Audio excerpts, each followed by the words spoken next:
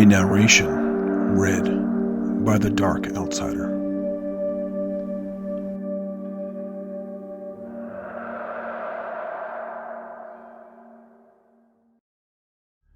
The Room with the Train. This story is not about a ghost or an encounter with a creepy stranger. It's not even about a near-death experience or something like that. As a matter of fact, I was never in danger during the event I'm about to tell you about. Nonetheless, it's a disturbing memory that I will carry with me until the day that I die. I grew up in a small city, the kind of place you could barely call a town if it wasn't for the sheer number of people living there. Downtown was only a couple of blocks long, and in the middle of it was one of the biggest buildings in the area. It was the local movie theater, named after the city. I remember going there when I was very young, about 7 years old, and watching the first Pokemon movie. It was probably nothing compared to the theaters we have nowadays, but back then it was huge for me. I loved it. So when a few years later I heard the cinema was going out of business, I felt really sad about it. The building was sold to a religious group that used it for their services. You know the type. Loud music, big crowds with their arms in the air singing prayers, some having seizures on stage while the pastor yells through a mic. Every time I walk past the old cinema, I would see the announcements of the congregation where the movie posters would have been. And if they were in session, you could hear them singing from the other side of the street. This group owned the cinema for nearly a decade until the local government bought back the building in order to restore it as a historic landmark of the city. And when this happened, I was studying construction with the intent to follow architecture or civil engineering at college, and my class was very lucky to be involved with the cinema's restoration project because two of our teachers were the architects working on it. I will always remember the day we went to visit the old cinema. Our class was small, only a handful of students, but we were all around the same age. So we all shared childhood memories of when the cinema was operational. We ran through the corridors of the auditorium, sat in the chairs just like we did when we were little kids, and began stomping on the wooden floors with our feet, filling the entire room with the echoes of our drumming and our laughters, a little ritual of sorts everyone used to do right before the beginning of the movie. Once nostalgia time was over, we went back to the purpose of the trip and began to survey the building. We were very excited because that was a unique opportunity to go into the places we would never have been allowed to otherwise.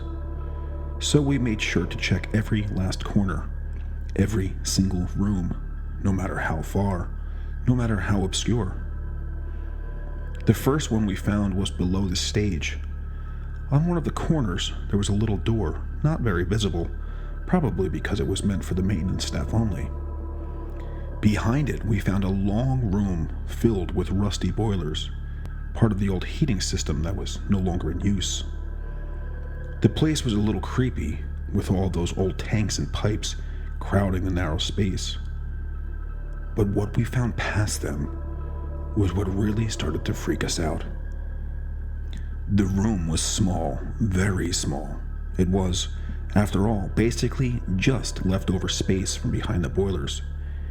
Yet it contrasted so much with the rest of the area around it, it may as well have been from a different place altogether. The walls were painted a light color, white I think, but I don't remember. Because what really got my attention were the drawings in them. There were rainbows, a smiling sun, trees and flowers, and happy little people with smiles on their faces of dotted eyes. It was a daycare. The whole class and teacher gathered to see the discovery. We were all very confused about the strange placing of this room. Okay, we could understand the need for a place to keep the kids that were too little to be amongst the crowd during prayers, or maybe the ones of the people who worked there, but the placing was just odd. The stage was probably one of the loudest places in the auditorium during the services, and this was right below it. So there's no way it could be a quiet place for children, right? We left the boilers room and continued our tour through the theater. a little puzzled about our finding, but not giving it too much thought. Outside of the auditorium, there were the bathrooms, both in terrible condition, the ticket sales booth, and a huge set of stairs that led to a mezzanine in the auditorium. Half of the seats there were totally ruined due to a water leak in the roof, and I cursed these people for not taking proper care of the building. With that part done, all that was left was the projection room on the 3rd floor. Behind the tickets booth, there was a door that led to a spiral staircase. I don't remember how tall it actually was, but it must have been over 10 meters of metallic steps without a resting spot. I wasn't exactly an athlete, but I could walk several kilometers with no problem, and rode on a bike to and from school almost every single day. Yet by the time I reached the top of the stairs, I was exhausted, and I wasn't the only one. All of my classmates complained about how hard it was to walk up there. After a short break to catch our breath, we moved on to explore the 3rd floor. It was roughly a narrow passageway with a couple of divisions to form different rooms, but it was more than enough for what it was made for. The first room from the stairs was a storage deposit, probably where they kept the movies and other equipment, and except for some trash, it was mostly empty. The second room was the one we were all excited to see, the projector room. The old machine was so big that it was still there, and there were even some pieces scattered around.